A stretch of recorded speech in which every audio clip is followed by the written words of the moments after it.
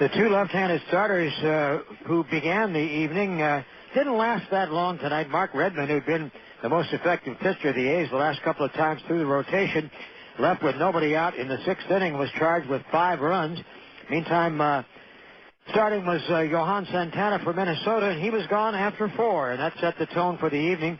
In the bottom half of the first inning, the A's got right after Santana when he walked Burns to start the bottom half of the first, and the former Twin Bobby Kelty, who hasn't been in the lineup a lot lately, celebrated his return. Santana, hands in front of the chest. He delivers. Kelty hits one high and deep. That is belted far to center field, and it is gone above the camera position in dead center field. Kelty, after fighting off several pitches and fouling them off, delivers a booming home run, his first as an Athletic, and it comes against his former mates, and it's 2-0 Athletics in the first. And there was to be one more on the board, the second of 4 A's homers tonight. Eric Chavez in the third after Santana had struck out the first 2 batters. He wasn't having any of it. Here's the 1-2, and Chavez sends a deep fly ball to left center field, way back, and it is gone. Chavez goes the other way, an opposite field shot, his 9th home run, and the A's take a 3-0 lead. On a 1-2 pitch, just to the right of the 362 mark in the power alley in left field. Number 9's for Chavez, his 19th run batted in. 3-0 A's. Fastball down the middle, belt high. Redmond, who specializes in command and control, kept things under control for 3 innings, facing 1 over the minimum, but then inexplicably walked the first 2 batters in the 4th, and that led to trouble. Corey Kosky singled in a run. Torrey Hunter doubled in another, and with 1 out in the inning, Lou Ford, the league's leading hitter, delivered a sacrifice fly to right field. Hunter was cut down trying to go from second to third to end the inning. But suddenly the A's were all even again, although it didn't last very long because in the 4th, once again, Santana ran into trouble when DeRozan nailed him for a single, leading off the inning. Eric Karras came up. Karras coming into the ballgame was 5 for his last 40, getting a rare start, and he made the most of it. Another 3-2 coming now from Redmond. Swing and a drive that's deep, way back, and Dye fronting at the wall. He slams into the wall, and it is gone for a home run. Well, every once in a while he unloads on one. That's his first this year. And we have a tie game at 5-5. Mentkevich. It got to be 5-5 because Karras in the 4th inning hit a 1-0 pitch for a home run that made it 5-3, but briefly. So Mentkevich, who had 11 home runs last year, delivered that blow. That was in the 6th inning off Redmond. That was followed by a Kosky double. At that point, Ken Maka went to his bullpen pretty early. It was Justin Dukeshire. He responded by retiring the side in order, and in fact, he retired 2 out of the 4 batters he faced in the 7th inning. And at that point, with a 5-5 ball game, 2 out, a walk and a base hit. Mentkevich, after hitting the home run, Mentkevich came to the plate with 2 on and 2 out, and that's where Ricardo Rincon came in, hoping to prevent a repeat of his previous at-bat.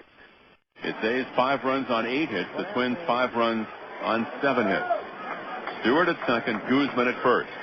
Now Mentkevich back to the plate, slightly open stance, deep in the box, and now the check and the 2-2 pitch on the way. Breaking ball swung on and missed. And for the second straight night, Ricardo Rincon gets a big strikeout. Mentkevich K's, the Twins lead 2, and to the bottom of the 7th, still tied 5-5. And the parade of bullpen performers had begun. Joe Roa relieved Santana, pitched to 2+ innings. And then J.C. Romero came in. He had his problems. In the 7th inning, the A's were able to finally forge ahead again. It started off with a single by Eric Burns. Roa was relieved, and Romero had a tough time. He walked Bobby Kelty. He walked pinch hitter Mark Kotze, who was hitting for Kelty. Then Eric Chavez hit into a force out. Jermaine Dye up with a chance to get the A's back in front. So now the 1-1 pitch. Romero at the belt. Here it is. Dye sends a high fly ball to right center field. Should be deep enough. Jones going back. Will be deep enough. Makes the catch. Burns tags at third. He will score. A sac fly by Dye. Back to first goes Chavez. And the A's take a 6-5 lead. So Jermaine Dye gets the job done with some situational hitting. Driving home Burns in the sac fly, and Jermaine gets his 22nd run batted in. Durazo delivered yet another base hit, and that sent Romero packing and brought in Juan Rincon to pitch to Karras. He walked Karras.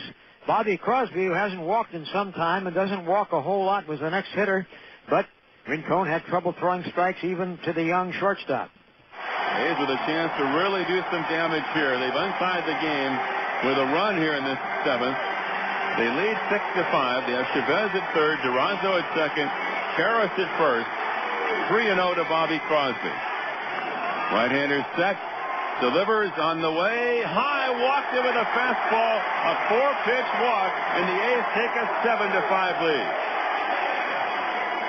Well, that was nice, but you know, things aren't that easy these days. In the top half of the eighth inning, once again, the Twins dealt the A's a dose of misery, which has been kind of an eighth inning trademark on more than a couple of occasions in the recent past. As Koski and Hunter delivered singles, a force out put runners at first and third, and at this point, the A's Chris Hammond came into the ball game. Hammond facing Lou Ford. Ford wasn't the leading hitter in the league for nothing. Ricardo Rincon got 2 outs, gave up 2 hits. Runners on base are his responsibility. And now it's Hammond against Ford with the A's leading by 2. And the 1-2 change up line to left base hit. Koski scores from third. Jones goes to second. It's a 1-run game. As the A's lead 7-6, Lou Ford singles to left. And it would go downhill from there for the A's. Remember Jose Offerman? Here he is back in the major leagues, and he's up here pinch hitting. 2 on, 1 out, 7-6 A's in the eighth. Backward glance. Chris Hammond with a pitch to Offerman. Line drive, base hit center field. And so Jones is around third. He's going to score. Streaking to third is Ford. The throw, the tag, and the ball gets away from Chavez. And getting up is Ford, and Ford will score as the Twins take the lead. And Offerman winds up all the way at third, and the Twins get 2 runs on that play and take an 8-7 lead. Not all the hits are rousing rips either. Consider Henry Blanco. And now the batter is Henry Blanco, and he sends with 1 out a high pop-up in the short right field down the line. A long run for Dye, goes into a slide, and the ball drops fair. Now it's backed up by Scudero, and so walking home from third is Offerman, and winding up at second is Henry Blanco, and the Twins lead by 2. 9-7 Minnesota. Hammond came in with 1 out. He still hadn't retired anybody. Then he walked Stewart at the top of the order.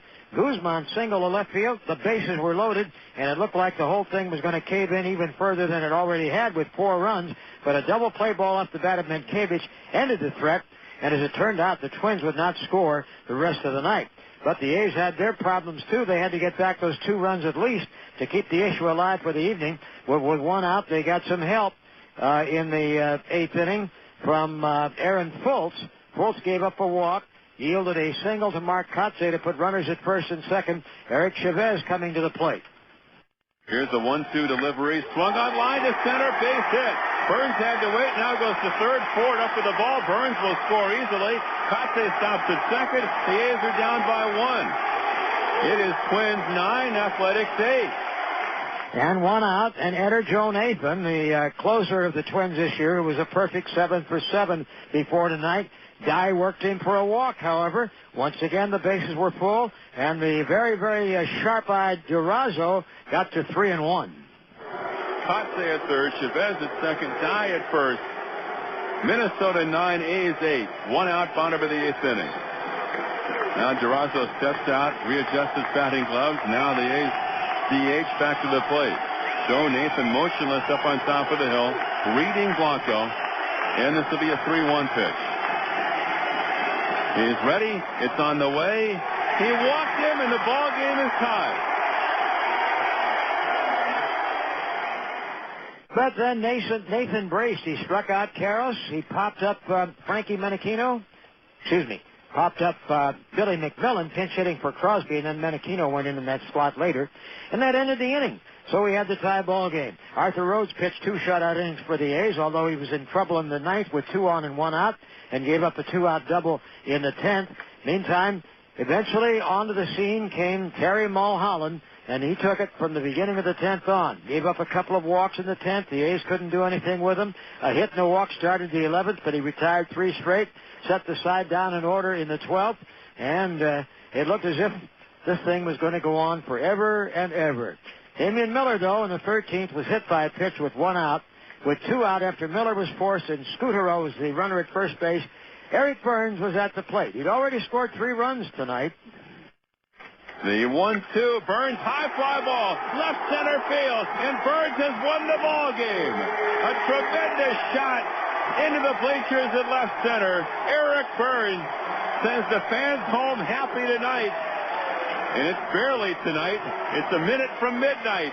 The A's win it on a 2-run shot in the bottom of the 13th.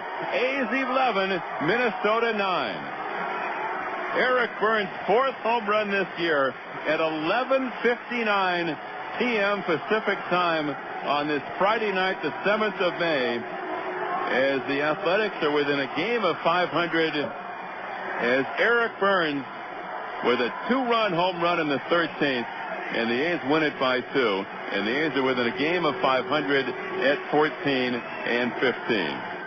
4 hours and 53 minutes worth of baseball, not all of which was exactly crisp and well played. But in the end, the A's prevailed.